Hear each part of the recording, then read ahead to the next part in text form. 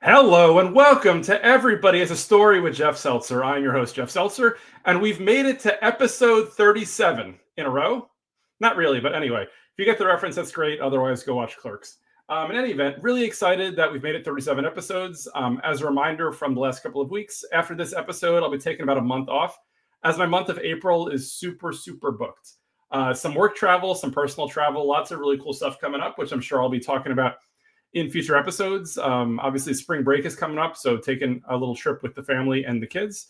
Additionally, in late April, my daughters, who are both in marching band and orchestra, will be performing at Disney World. So they'll be walking down Main Street performing, which, I mean, as a Disney geek for myself and my wife, it's a huge dream to watch our daughters march down Main Street in Magic Kingdom. It'll be a lot of fun. So really excited for that.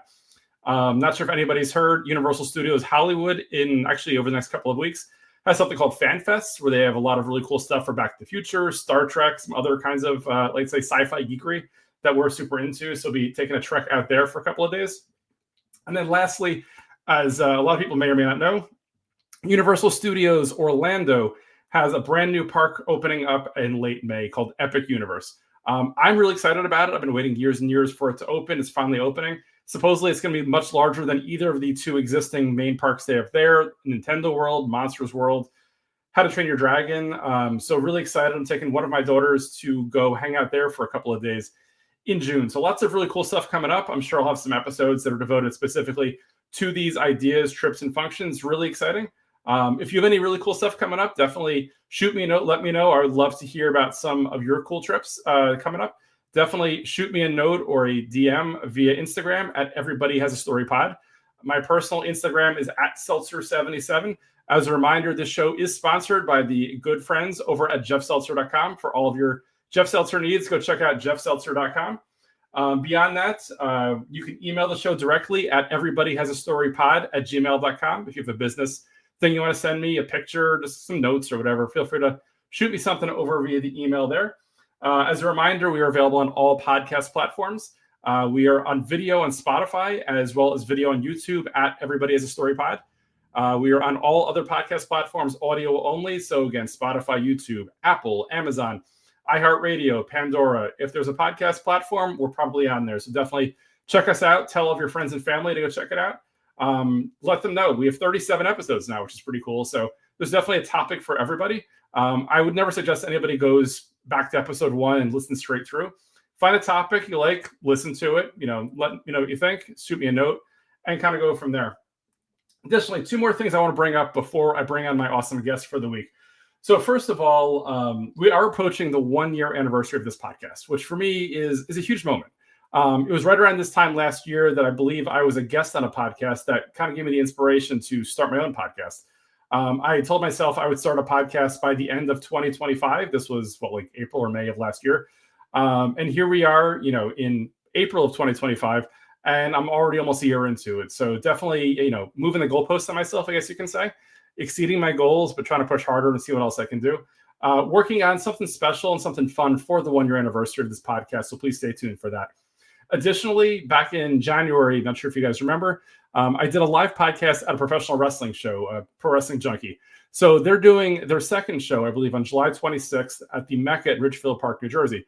So I'm looking to do a repeat sponsorship of that show. Once again, sponsor a match, hopefully a women's match to show my daughters once again that, women's wrestling is fantastic wrestling, women empowerment and all that kind of stuff. I'm a feminist at heart.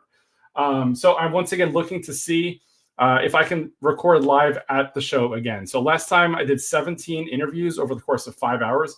It was exhausting, but it came out amazing. Really, really excited about it. Definitely some learnings. My buddy Daniel will probably be there with me again as well.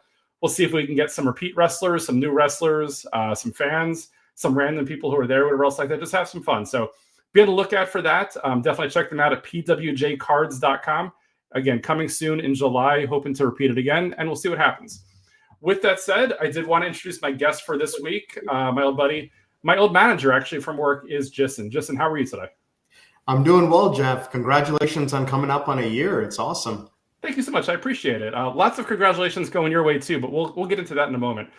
First of all, for anybody who doesn't know who Jissan is, I mentioned before, I did directly work for Jissan at the company I work for, the company he used to work for. We'll get to that in a little bit, but I did want to give Jissan a little bit of an opportunity to kind of give some background on himself and to tell the audience who is Jissan.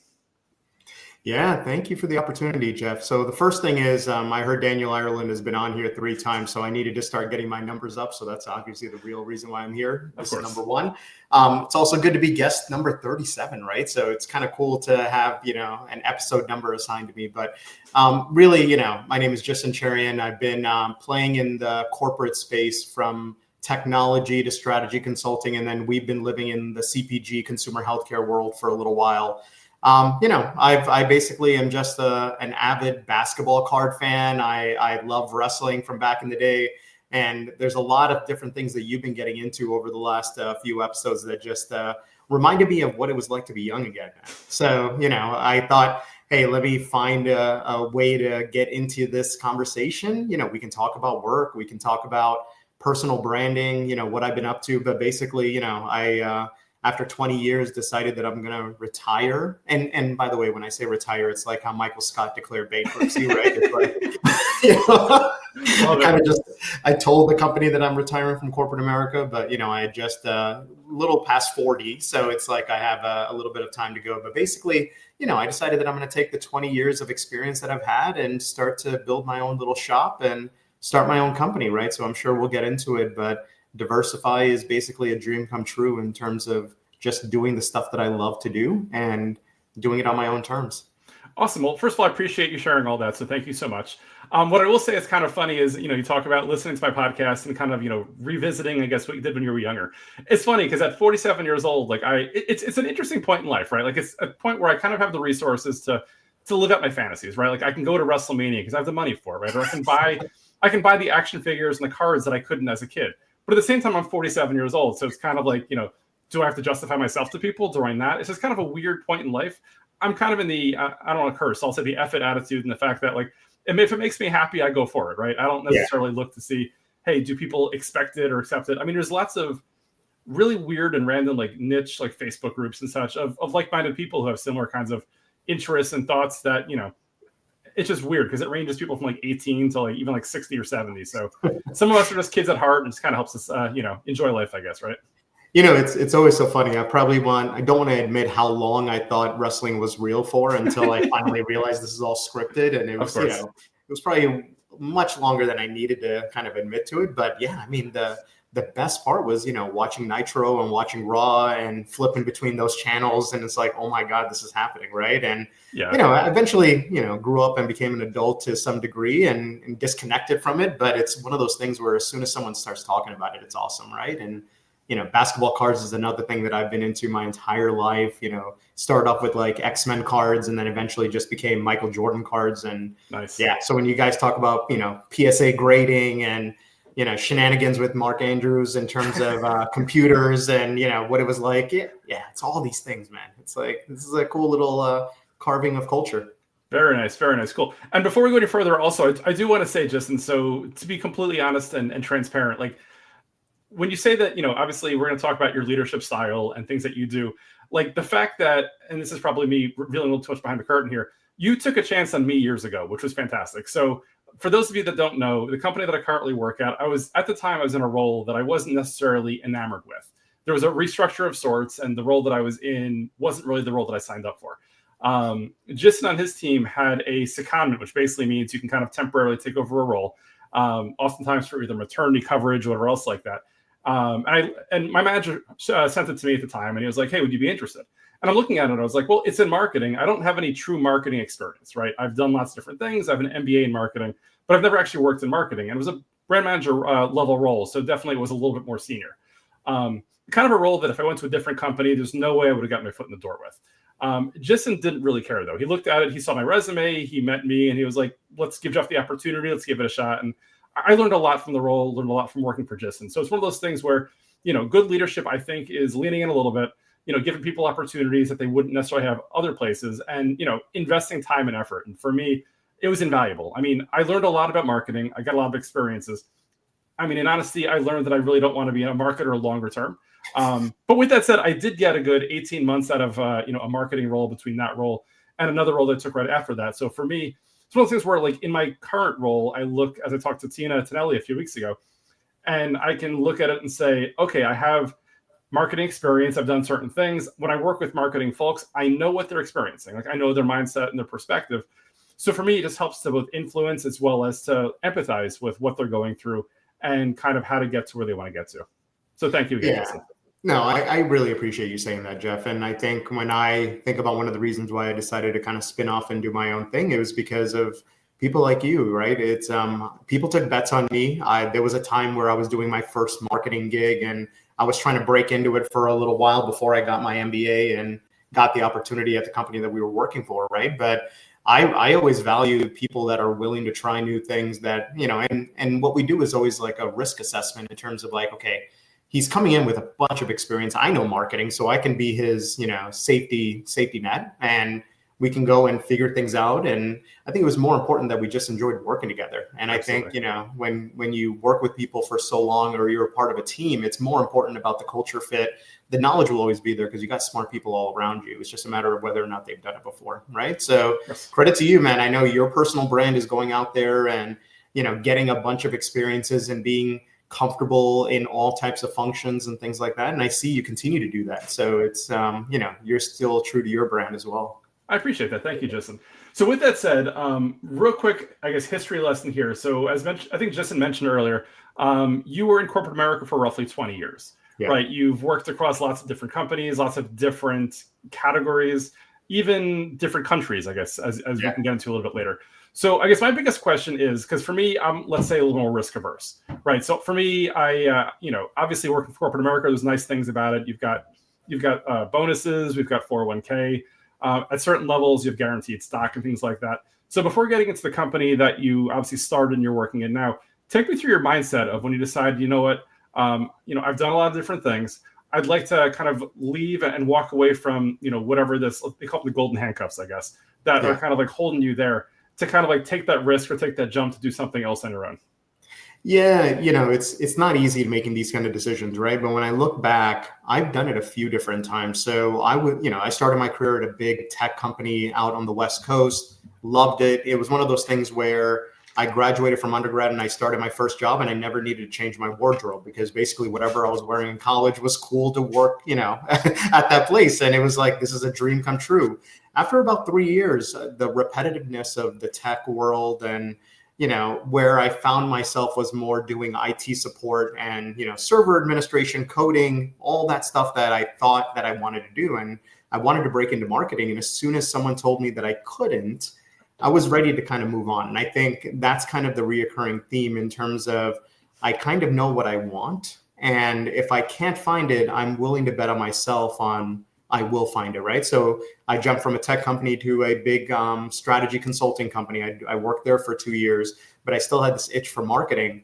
So in the midst of, a huge recession in 2009, I decided to go and hide out at B school, spent a couple of years at Carnegie Mellon, got branded as a marketer just because I took some courses. But, it was one of those things that I finally was able to get into like that marketing gig. 13 years at the company we were talking about, right? So I got an opportunity to start in the US. I moved over to Vietnam, worked on a cool business development opportunity in Vietnam where, one of the things that I always think about is the previous role that I had as an associate brand manager. I was working on the Aquafresh brand, which is an awesome, small little brand. And it was, about $60-70 million, in terms of the size of responsibility. And when I went to Vietnam, the total size of that business was nearing $2 million. And all of a sudden you start to feel a sense of like, well, is this a step back? Is it not? And what I realized was that, hey, when is the chance to, work in Vietnam ever going to come up again?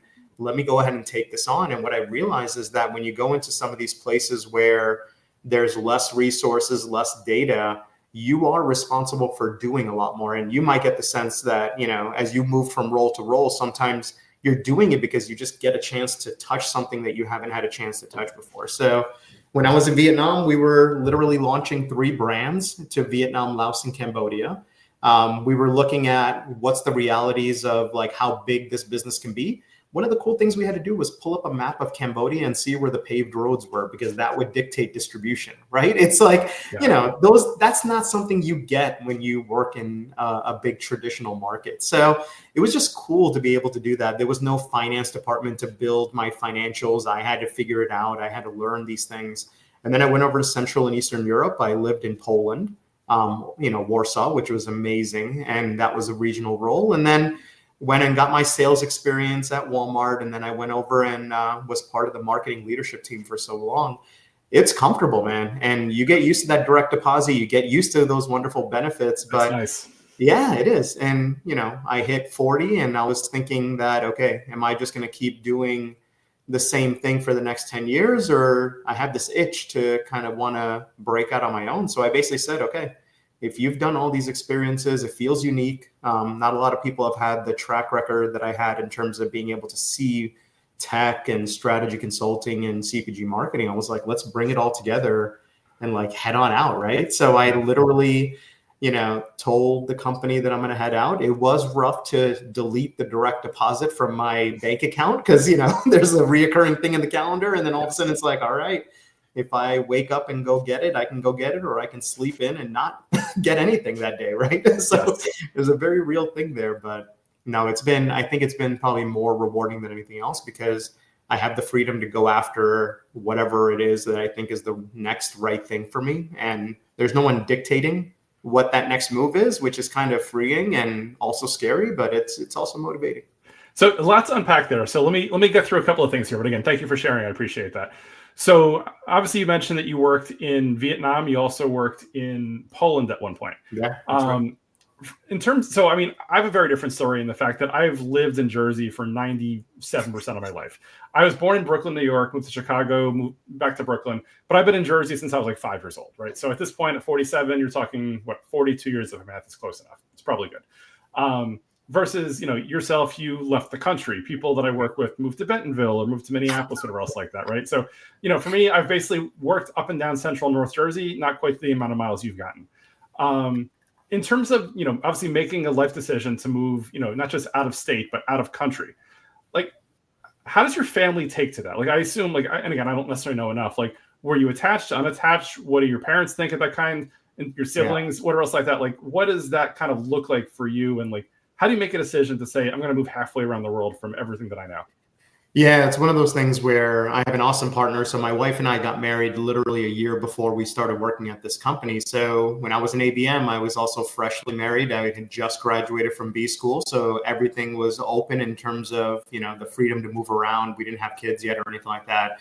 And it was literally one of those opportunities that came up as, hey, we have a rotation. And, back then it was a little bit easier to be able to move, between markets and stuff like that. But basically they said, okay, it's Vietnam. We don't know anyone that's been out there. And by the way, once I landed there, I found out I was the very first American from the consumer healthcare business that was ever in that office, right? So you think about all this, the cultural dynamics, they have a vision of what an American looks like based on movies and what they've seen in like media, right? So there's a whole bunch of stuff happening. But no, I think it was more, look, we talked to our parents, we talked to our family members, we said, we want to do this. This is a cool opportunity. We're not sure if we're ever going to do it. My wife and I were cool with the idea of living somewhere abroad. So there wasn't anything scary about it. Okay. I will tell you though, when we went to our doctors and told them that we're moving to Vietnam, they basically gave us a year's supply of malaria medicine. Oh, wow. And it's pills. And I asked him, I'm like, do you know anyone who's taken malaria medicine for 365 days? He was like, no, nobody. I was like, so should I be doing this? And he was like, I guess, it's like, good luck. Here's your immunization. So that's a pretty good insurance that we have if it'll cover 360 malaria pills, right? Yeah. That's exactly right. So my wife and I had a ridiculous amount of malaria pills because we were not sure of what to do. And we basically landed there and, lo and behold, it was amazing. Right. And I think we had the perspective of we're going to make this amazing. Of course. You go grocery shopping and you don't know what the meats are that are laid out there. Right. And you're trying to remember the word for chicken and beef and stuff like that. You're also trying to decide between let's go traditional and let's go out and eat and may or may not get sick depending on, how comfortable our stomachs are with, the local cuisine. But, you know, Yeah. it was like one of those things where it's like, when are we ever going to be able to do this? And I based, think we've heard. real quick, based on my math also, this was earlier before smartphones also. So it's not like you Yeah. can walk into a store with Google Translate and say, like, Yeah. I went to Japan last year and wasn't the easiest, but at least Google Translate helped me get by. Right. For you at this point, you are completely out of your element, I'd imagine, in terms of, to your point, translation and such. We literally got kids' books from our translator where it was like pictures, like cartoon images of a chicken and like the word next to it. And Yes. it wasn't a small discrete book. It was like, we looked ridiculous. We had like coloring books in front of us and we were like, this one, do you have this? And you know, amazingly, my wife picked up Vietnamese much faster than I did. She had to, because, you know, she wasn't working in a corporate environment. She had to like live there. Right. I was able to hide out from 9 to 5 in a corporate environment where emails are still done in English, brainstorming and discussions in the office are still done. So I was skirting away with not needing to learn as much Vietnamese. I did learn enough to be able to say left, right in a taxi, because, you know, they're sending you on your way and you need to be able to give direction in terms of where you're trying to go. But absolutely. Yeah. Nice. That's awesome. Again, like for me, I've left North America once to go to Japan last year. I can't even fathom the idea of leaving the country for years at a time. But that's, I mean, you know, different lifestyles, different mindsets, different backgrounds, just, you know, different strokes for different folks, I guess. So again, that all led you to, as you said before, you worked overseas, you came back to the US eventually, did a lot of amazing work for the company that I currently work for. And then eventually, as you said before, you finally realized it was probably time to, you know, call it a day professionally for corporate America and start doing your own thing. So as you mentioned earlier, you are the founder and president of a company called DVERSFY. So for those of you that aren't watching the video, that's DVERSFY, DVERSFY. Obviously, for branding purposes, it's easier than putting an I in there because you can't own that, but this is something in theory you can own. Right. That's exactly right. You know, good trademark law. Yes. So if for those of you that don't know, and for myself, I barely know also, what is DVERSFY, and like, what is it that you do in this company that you've created? Yeah. So, you know, as any good brand person would do, first you build the brand and then you figure out what you want to do with that asset, right? So I basically had this dream of diversification. Like, I've always been involved in getting a bunch of random experiences, and similar to you, right? I think there's value in learning from being uncomfortable. So whether it's living in Vietnam or Poland or going into sales or trying new things in marketing, my big thing was always, okay, I have this really wide perspective on things because of all the experiences I got. Let's go and deliver that kind of experience out to the next generation, right? So basically what I did was I took inventory of what I love about working. I also took inventory of what didn't give me a lot of energy at work. And I basically just filtered out and said, okay, I'm going to build a company that only focuses on the cool stuff, right? So DVERSFY is the brand. There's 2 companies underneath it. DVERSFY Management is basically a small business consulting firm. So I work with founders and startups that are essentially trying to enter into the consumer healthcare space. So if I think about all the experience that I've had, I've worked in the industry. You know, a lot of my clients right now are actually in the AI space. So there's a lot of AI tools. There's a lot of smart, you know, founders and startup folks that want to enter into the space, but may have not had any experience working in the space. So when they approach these companies, they need a little bit of credibility. They need a little bit of trust. And I work with them to develop their brand strategies, their marketing. I was recently at, you know, CHIPA, the SLS conference, and I was presenting alongside a CEO for an AI company that I'm working with now. And it was kind of cool to see our former colleagues sitting in the audience, you know, very kind, and being able to kind of talk about how AI can now influence all this work. And because I've done the work, I'm speaking from a very genuine place. I'm not trying to sell anyone, because I can genuinely say, if I was still working, here's how I would implement these AI tools, right? So that's DVERSFY Management. It's very nuts and bolts. It gets the job done.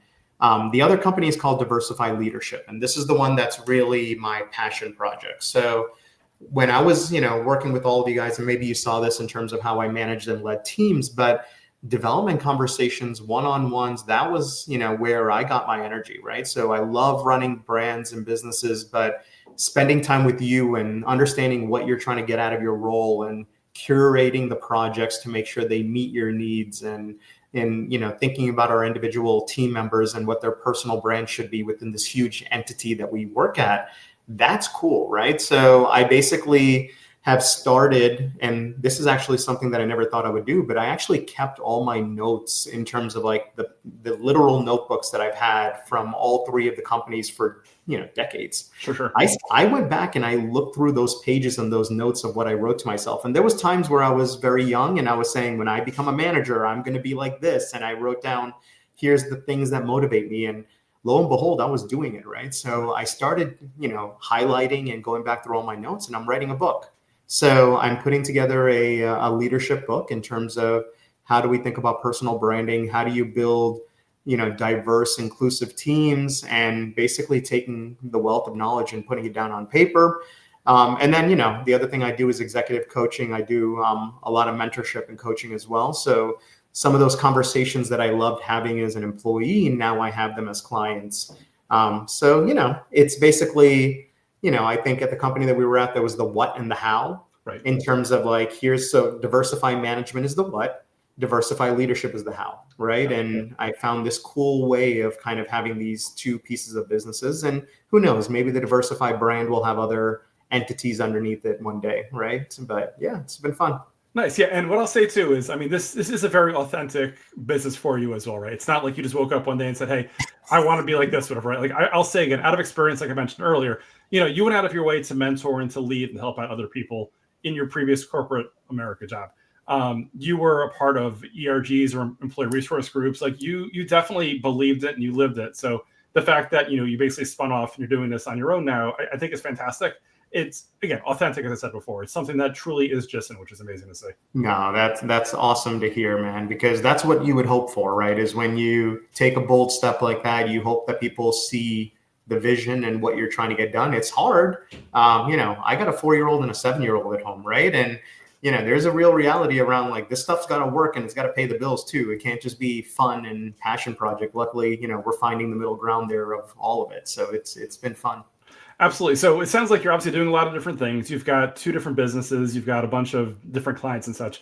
Are you largely a one-person show at this point, or do you have like reps or staff, or kind of like what does that look like at this point? No, I got 2 immature colleagues at 4 and 7-year-old, right? You're interns. I get it. Yeah. They got focus problems, right? But we're working on it. But no, man, it's just me. It's literally, because it's only been about 7 months as well. Okay. So it was really recent. It was just last summer that I decided to make the jump. I took a few months to myself and just kind of relaxed. And then I was like, all right, we should probably start, filing for this trademark and start putting up a website and getting some business going. So, it's still fairly new. So it's just myself. I do have wonderful people around me in terms of they're always asking if I'm hiring, which is always like a really nice compliment to hear. Of course. Also, I cannot afford anyone, so it's awesome, to hear that. But no, I think right now it's literally, a one-man show. I get it. On a much smaller scale, this podcast is a one-man show. So, yeah. Obviously we're doing very different things. You're making money and I'm, putting out podcasts and, hoping people listen to it. But like, I get it, right? Sponsor, right? I definitely heard a sponsor there at the beginning. So it's yeah, that's right. Marcus and Daniel over at jeffseltzer.com are the official sponsors of this podcast. Jeffseltzer.com for all your Jeff Seltzer needs. Yeah. So what I was going to say was like, you and I both been in corporate America for decades, and like, there definitely is frustration at times where, if you're not a one-man show, obviously, corporate America is all about, collaboration, working with others.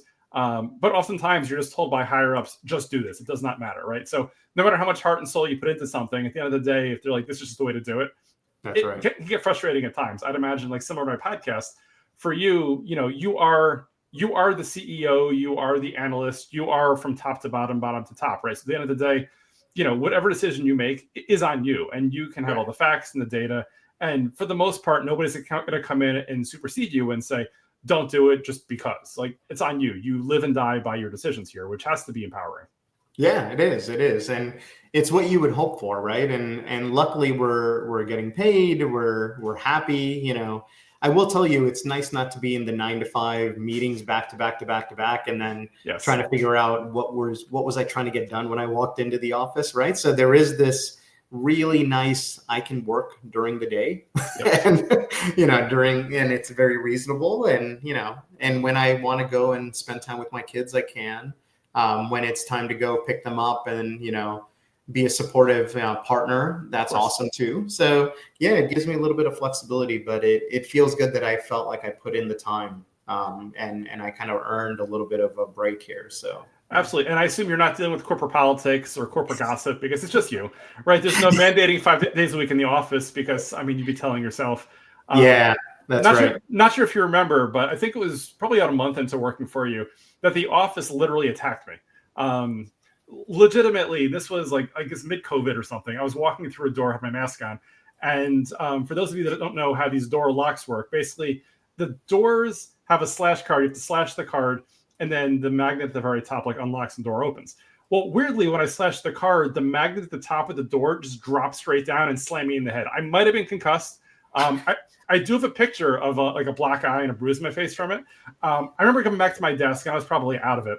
And people are looking at me like what just happened? Like, was he in a fight club in the basement? Or I literally remember you holding a bag of ice to your head. And I was like, I know you're coming into marketing, but I never thought it would be this rough, right? But I do remember, there was this little bit of, hey, is there a liability concern here? And I'm just going to go check on him and make sure he's good. And we're just going to continue on. But yeah, that was... I mean, again, this is something you don't have to deal with at home, I assume. Your house is your house. You don't have to worry about your building attacking you. But it's one of those things where, like, I still have the picture of myself with the black eye on. I find it funny. It's also a weird time. I will tell you, though, working in this situation, we do cry over spilled milk because literally we have spilled milk. I'm the 47-year-old. I'd imagine so. And there are tears, right? So, there's things like that. And again, I got really immature coworkers. So I gotcha. I mean, what do you do? Like dock them cereal or no treats? Exactly. Or we're not going to wherever place you're going to go to. That's exactly right. Yeah, cool. You cut off some of the screen time. That's the key. I guess so. I mean, nice thing also is, I guess, with your own business, when your laptop starts sucking, you just buy a new laptop. You don't have to go to IT and justify it and sell it. You want the new iPhone, you get the new iPhone. It's just the way that it is, right? You're the approver. It's on you, right? That's right. That's exactly right.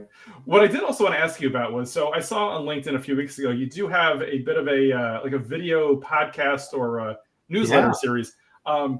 I would say your co-host name, but I'm probably butchering it. So maybe you can give a little background on what it is, how to find it, and how this came together. No, I appreciate you saying that, right? So it's still really new, but my co-host, John G., so she is Hungarian. She's someone out of Central and Eastern Europe that I had met when I was in Poland. So if we think back to our corporate world, she was the head of HR when I was the head of the marketing director for the region, and we were part of the same leadership team. So we kind of, went on our own ways. We worked together for quite some time. It was during some of the joint ventures and transitions that our companies had gone through back in the day. So we lived through some of those experiences. And then they came back to the US and she went on with her roles. When I decided to kind of make the announcement that I'm retiring and starting my own gig, I found out that she had done something similar a couple of years earlier.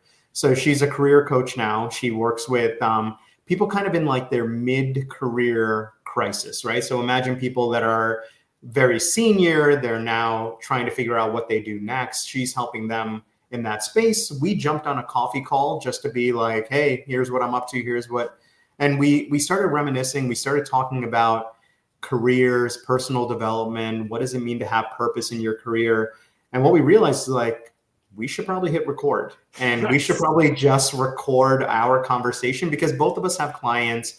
I'm working with people that are a little bit earlier in their career. She's working with people that are kind of further along in their career, but they're very similar challenges and they're just variations of the same problems, right? So we started saying, okay, I think there's something here. So we literally brought our minds together. We're not as polished as you. So you have like names on the screen and there's like a background and you're on every platform. We're just on YouTube. We literally jump on a Zoom call. We talk real, raw. It's literally, the kind of stuff that you would hope to hear from HR and from a manager when you think about personal development, when you think about how to decide what to do with your career. And the name of the podcast is the Own It or Quit It podcast. So it's literally this idea that you are in control of your career. If you don't like it, you got to figure out how you're going to make it better, or you're going to move on and you're going to be happier for it. So it's either own your career or quit your career. And we literally give stories about what we've done in our past. We just put out an episode around purpose and how do you find purpose in your career. And there's a few other stuff that we got planned. But, I think our safety net is we called it a limited series because we weren't sure how far it was going to go. But, the praise has been awesome. People have been following a lot more than we expected. And there's something here. So I appreciate you bringing that up. Which is awesome. I mean, I think you're 6 episodes in so far. Is that right? That's right. 6? That's right. Not 37. Not 30. You're going to get there, though. What I'll say is this. When I first got into the podcast, I was told that most podcasts don't go beyond 10 episodes. So the fact that you're already 60% of the way to, I guess, that benchmark, I think it's a solid mark, right? I mean, as I'm sure you would say to me, don't limit yourself. Just kind of do as much as you want to, as much as can be fun or productive, and keep going with it. So what I will say, and I'll offer this up if you'd like, I know you're only on YouTube. I could very easily, and I'd offer my services to help you guys syndicate it out across all the different podcast platforms. It's audio there. Without getting too deep into it, you take the video file, you drop it in Spotify. I've got it set up now so that way it syndicates across every other podcast platform. And basically, it takes 5 minutes, if that, to get it across every podcast platform. You know what? That might have to be kind of the next step on this thing because we didn't want to sign up for anything that was hard. We were just like, we're just going to talk and whoever listens, they'll find us. But I appreciate that, man. I'm going to take you up on that offer. Yeah, let's do it. I mean, in honesty, you're doing all the work as it is. Like once you have that video file, and again, I'm sure half my audience just said, I don't really care anymore. But like you take the video file, you're already doing a write-up for it. So 98% of the work is already done. The first time it's a setup, but then after that, it just does its thing every week. So, we'll talk. Hey, think about it, man. There might be people in your audience that have been waiting 37 episodes to hear that. So that you finally gave them what they were looking for. How to distribute audio files across podcast networks. Could be. I mean, just interestingly enough, and this always just mesmerizes me. So again, I started back in July. I've got 37 episodes now. What's nice about having it via Spotify and the other platforms is it gives me all sorts of demographic and just random data. As a data geek, this is the kind of stuff that I really get excited about. So little things like, this podcast has been streamed at least one time in 16 different countries, which is insane. Really cool. We just added Switzerland for the first time last week, which just blows me away. So somebody, for example, in El Salvador listened to an episode. I'm like, was Daniel traveling to Switzerland and El Salvador? That's right. I have Daniel on a world tour to stream at least once in every country. I told him backpack across Europe, Central America, South America, and just take care of it. So I have 5 continents so far. I've mentioned this before. I'm only too short. So I'm short of Antarctica, which, as I've said before, I don't know their infrastructure, so I'm not sure anybody in Antarctica will ever listen to this. And I'm short Africa as well, which one of my coworkers has a lot of family apparently in Africa, so he said he'll try to hook me up. So that's definitely a box I want to check off. So we'll see. No, that's so cool though, man. Honestly, congratulations. I know we're joking around and stuff like that, but I'm sure when you first got started, there was this whole idea of I'm just going to try this and let's see how it goes. And I'm sure there were people at our company that were kind of, just saying, just try it, just do it. And now look at you, man. That's really cool. Yeah. I mean, and honestly, it was my current manager, Gina, who heard me on the other podcast about a year ago and was like, you should do it. And I'm like, I don't know if I want to. How would I do it? And that's kind of what kind of inspired me to do it. So shout out to Gina if she's listening right now.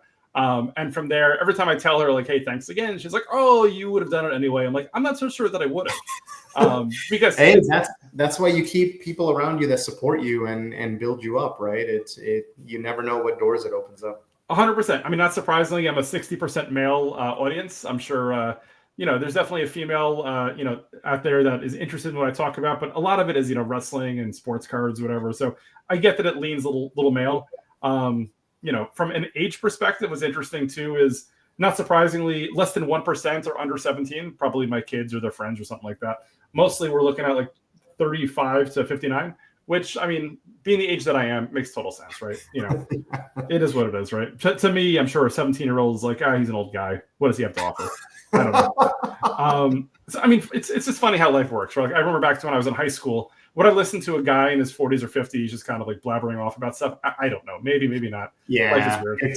It's crazy to think what our assumptions were about people our age now, and it's like, no, we're young cats, right?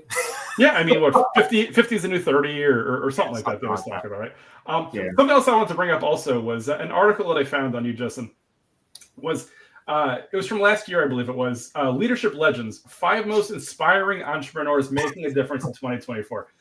So obviously, anytime I see like the top X or the top Y, I always find it interesting. But being that you were ranked one of the top 5 most inspiring entrepreneurs in 2024, how do you top that in 2025? Like that's a really high benchmark to kind of like beat against, right? Yeah, it's crazy. So basically, there is no topping that. I'm super proud of, the fact that someone recognized me for that. I think it was more this craziness of retiring at 40 and claiming that you're doing something, that's about personal development and people development, and you're doing something about, giving back. And honestly, the purpose of our brand, right? And I didn't mention this, but it's to develop the next generation of inclusive leaders. Like flat out, like all I care about is finding as many people to share what I've learned. And the thing is, I learned it later in my career, whereas I wish someone would have just told me this right at the beginning, because there's so many doors that would open up if I just had that knowledge. So, I don't know why I would have to wait to become a director to be able to get some sort of leadership workshop that all of a sudden reveal personal branding. Right. It's like, share this with, undergraduates, and that's the kind of stuff that I'm doing. So yeah, I'm definitely not going to beat that benchmark. That's pretty cool. It's a tough one. I mean, it sounds like, obviously you've had a hot 7 months or whatever. It sounds like you have a lot of great things coming up too. So whether it be that or something else, I'm sure, the sky's the limit for you. So looking forward to seeing where you end up. Hey, I'm telling you, man, trying to get to 4 guest appearances on your show is definitely, what I'm trying to go for in terms of, the record, right? And yeah, it's a great goal to get to. I think definitely, we can definitely get there. Daniel's at 3. We're working towards 4. I have a few people at 2 looking towards 3. Last week's episode, I had Lithia on for the second time. So nice. Definitely, giving people time. If people have different stories, I mean, this is all about people's stories, their experiences, what they've learned from, what they can share, what they're comfortable sharing, stuff like that. So obviously you have, decades of stories to share. I'd imagine, even 6 months from now, when your business is that much higher than it is today, talking about like, hey, how we went from X to, X exponentially, whatever, kind of sharing out what that looks like, which would be awesome. Yeah, that would be awesome. That would be so cool. Awesome. So we do have a few minutes left, and I know we did briefly talk earlier about like your love of basketball and collectibles and stuff like that. Do you have any collections of things that you enjoy? So like anything that you either look at on eBay or you look at in stores, and you're like, I need that, so you just go get it. Like, what do you like?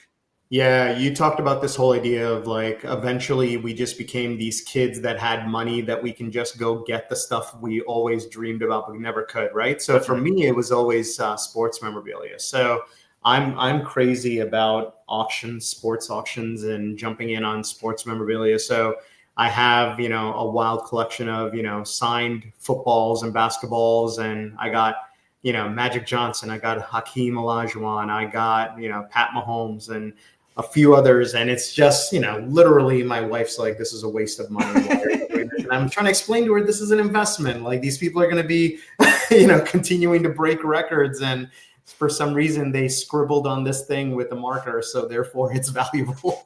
I'm probably talking to myself about it. But yeah, like, sports memorabilia has always been cool. I think basketball cards, there's something very young and primal about this idea that I used to have a binder with a bunch of sleeves in it and a bunch of cards, and it was tucked in my backpack, and I would take it to school, and we would be swapping cards when we were young. And for some reason, I just can't get rid of them, right? And I know I'm never going to get them all PSA graded. I heard about your Cena experience with second guessing whether or not you should ever get anything PSA graded, right? But that's right. I have this thing around like, I'm going to do something with this one day, but I just can't figure out what it is. And I have literally shoeboxes full of cards that are not in any kind of protective sleeve. It's just rows of cards. Yes. And every now and then I look through it and I was like, oh yeah, Sean Kemp. It's like, oh yeah, Muggsy Bogues. It's like, this is like cool stuff in here, Yeah, so I had a similar experience. So first of all, I have an attic full of autographed wrestling action figures, which I can guarantee you have little to no value. But to me, they look cool. And when I eventually move in retirement, then I have a whole like man cave, they'll definitely go up. There you go. Secondly, your shoebox of cards probably won't PSA grade very well, so I would suggest you don't do that. What I will say though is, so it was probably a few years ago that like I mean I grew up, I was always a big baseball fan. I've like had boxes and boxes of baseball cards, all commons, all base cards, whatever else like that. Probably about 2 years ago, maybe 3 years ago during the pandemic or whatever, I was like, these are just taking up space. They give me no happiness. I just need to get rid of them because I don't care. Also, at this point in life, I just don't like baseball at all. So a friend of a friend's son, I think, collected cards. And I was like, hey, does your kid want these? Because I was like, they do nothing for me, but if they give him happiness, that's amazing. So he's got all these, 1980s baseball cards, which, again, I mean, it's the most oversaturated probably collection of cards. That 80s had so many different manufacturers, and like they're not really worth much anyway. Okay, so fast forward a year or two later, and I was watching, I don't know, a video or something, and somebody was showing like the slab cards, and I was like, wow, I need these, right? All the PSA graded stuff. So I've since started buying some just random slabbed PSA graded cards from the 80s and 90s. Not because they're really worth anything, but because I'm like, hey, I used to have that as a raw card. I was like, whatever. So like I always wanted like a Don Mattingly rookie. So I bought a Don Mattingly rookie. Yeah. I always wanted the Michael Jordan White Sox baseball card. So I just went and bought that. So a bunch of them that like, mostly sub $100 cards, but things that like, they give me happiness. It's not getting boxes and boxes. It's being selective. The Ken Griffey Jr. rookie card, right? It's one of those classic cards of all time. Stuff like that I have in a box or a binder of some kind right now. I don't know how I'll display it, but for me, it just gives me happiness knowing that I have these cards at this point. Yeah, exactly. Like I have a few Jordan 45 when he came back in that jersey, right? And it's like, this is awesome. I remember where I was when this happened, and this card is here, and I got it, and I've literally been traveling around the world. And it's literally come with me everywhere I go because I just have this weird thing around. I don't want to leave it behind anywhere because I'm afraid someone's going to just take the box and trash it. So as I'm moving from Vietnam to Poland and stuff like that, I'm like gently carrying these things and just putting them in the corner of a closet and leaving them there for years and then just carrying it nicely to the next spot. But yeah, it's this weird thing that, it just brings me joy. Yeah, as you're going through customs, so like, do you have anything to declare? And you're like, I have a Michael Jordan 45 card. Do you want to see it? You're like, nah, you walk by. It's okay. You're cool. Yeah, I want to declare I'm immature. I have a bunch of stuff from my childhood that I carry around. Yeah. It's awesome. With that said, we are getting towards the end of this show. So we've definitely said a lot. We've shared a lot, maybe too much. Who knows? But with that said, you do have, again, a company. You've got a lot of different projects. Anything you want to reiterate support for or kind of, bring awareness to or ways people can reach you? No, look, I think you can follow me on LinkedIn. That's where I just focus all of my energy there because it just feels like the right place. The one thing I would say is just continue to bet on people. If you're a people leader or if you're a person that manages teams, there's a lot of performance anxiety all the time. And there's a lot of financials and things like that. Don't lose sight of helping people and developing people. I think that's honestly what the purpose of my company is. And I think there's going to be a lot of great people that come up in this culture if the managers and the people that are in charge are nurturing it the right way, right? And I think it undermines a lot of potential if you don't. Of course. Yeah, well said. And again, I want to reiterate my appreciation for what you did for me personally in your previous life. And also just it seems like you're on the right path, right? You're being your authentic self. You're helping others in the way that you've always helped others, but now you're doing it, under your own brand as opposed to a more larger corporate brand. So it's just amazing to see.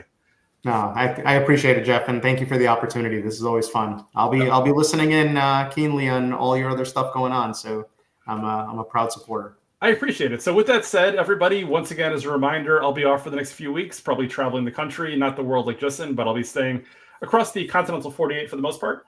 You can always check out the show on Instagram at Everybody Has a Story Pod. You can check out my personal Instagram at Seltzer77. As we don't have any shows taped yet for May, if you want to be a future guest, definitely reach out to me, DM me, let me know. Or if you have any ideas for this show or any questions or comments, definitely leave me a comment or a DM. Once again, the show is sponsored by my friends over at JeffSeltzer.com. For all your Jeff Seltzer needs, always check out JeffSeltzer.com.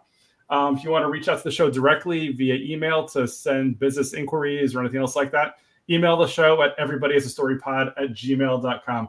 Reminder, we're on all podcast platforms, but you probably know that because you've been listening to us for the last 48 and a half minutes at this point. So Apple, Spotify, YouTube, all the good places. With that said, have an amazing month. Reach out to me. I'll have some merch coming out soon, so keep an eye out on the old Instagram. Take care, everyone, and have a great month.